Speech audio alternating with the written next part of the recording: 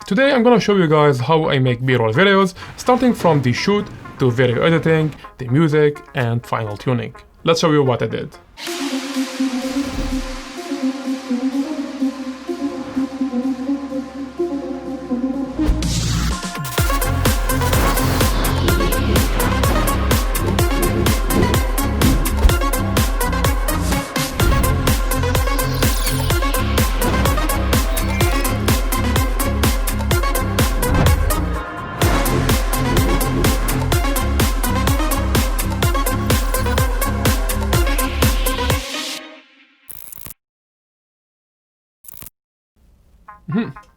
I kept behind the scene video on my Instagram account. Go ahead, check it, it's fun to watch, and let me know your feedback.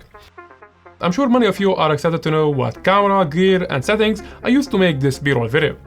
Starting with the camera, I got Sony a7 III with Samyang 45mm f1.8 lens, so this is one lens challenge. You can use any camera, any lens, never mind, I just like this setup. As you see guys, I use no gimbals, all videos filmed handheld, and if I need extra stabilization, we'll use a warp stabilizer effect in Adobe Premiere or whatever software you use. I like to film these B-rolls on 120 frames per second, that definitely helps to slow out the action and to make speed ramps, like this one.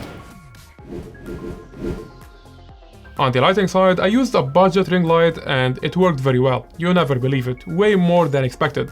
Softbox with LED light may work better, but I needed a light that runs on batteries cause the workout area is huge and there is not much power sockets everywhere.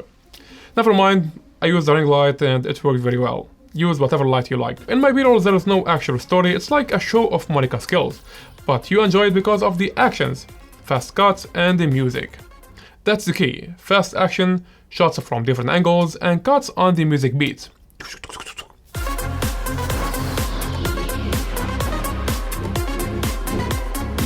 Even though I used single lens, but I kept switching angles from wide to medium and the close-up. So you never get bored, it's like angles from different perspectives and it looks nice. Alright, let's say she's playing with the rope. First I made a shot for her hands grabbing the rope, and another shot on her, and a shot following the action. Well, here I cheated a little bit and I used a wide angle lens. I couldn't stick to the challenge on the 45mm lens. See, here is the speed ramp keyframes. It starts slow and gets fast on the action.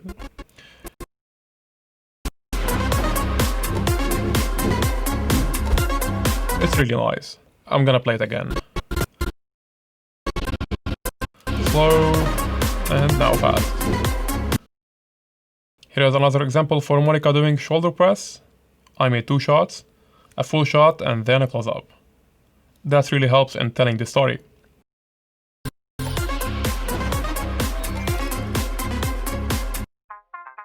Now this one is a bit different. I focused on following the steps she's doing to pull up the bar. First hand on, the second hand on the bar, and then she's up. Now all together. And that's it. So first when I start video editing, I need to clean this out. First I go through all the footage, pick up the ones I find the best, and put them on the second track. This is my technique in editing, so I know that every clip on the track 2 is a good clip to use. Let's call this phase 1. Now in phase 2, we're working on the music. I play and listen to music many times and get inspired how the edit will look like. You know music, there is no specific 30-second track that will match your video. Most music are 2-3 minutes or more. So you need to make it up in a way or another. The music I choose has different rhythms and I found the last part is the best one for my video. Now we'll make some adjustment to make it suitable for my video duration, while keeping the beats consistent, or whatever you call it, so it doesn't sound weird and inconsistent. You need to practice it if you are not used to it. You know, like it's like a skill, so you need to practice it and get the best out of it. I always recommend to mix the end of the music with the music we used, so the music doesn't cut or fade out suddenly. It's always nice to use the original music ending. Check this one, that's before, and this is after. Now phase 3, video editing. As I mentioned earlier, I recommend making cuts based on the music beat or when the rhythm changed. A second or two each, not more. And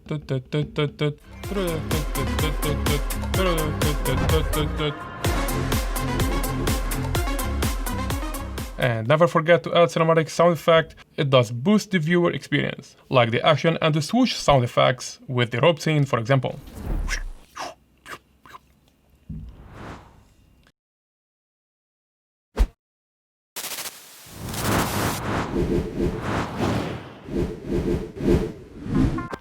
This was a wrap-up of the B-roll shoot and editing, and I don't think I have to go much deeper. It's gonna take hours and hours going through every detail.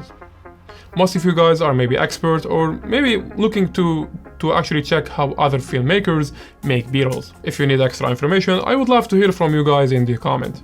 Hit the like button if you find this video helpful, and bump the subscribe button for more content like this.